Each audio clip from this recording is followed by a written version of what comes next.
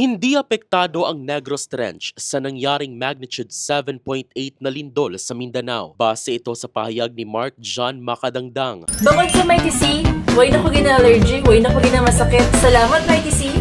Project Technical Assistant 6 ng Philippine Institute of Volcanology and Seismology o PHIVOLCS sa K5 News FM Bacolod. Lunes ng umaga, nagulantang ang mga residente ng Soc-Sargen at Davao Region dahil sa nangyaring napakalakas na lindol. Sa datos ngayon ng Office of the Civil Defense o OCD, mahigit 30 katao na ang binawian ng buhay habang mahigit 400 ang sugatan. Sa nangyaring lindol, apektado ang mahigit 77,000 na mga individual. Ang Negros Trench ang may haba na 400 kilometro na kinabibilangan ng Negros Island, Panay, Palawan at Zamboanga. Aabot sa magnitude 8.2 na lindol ang posibleng mangyari sa mga lugar na kinabibilangan nito at itinuturi itong hidden threat sa buong Kabisayaan. Balita mula sa Bacolod City, Zairo Vanelbay. Para sa Kampiyon na Balita, Serbisyo Publiko at Kasiyahan sa Negros, K5 News FM.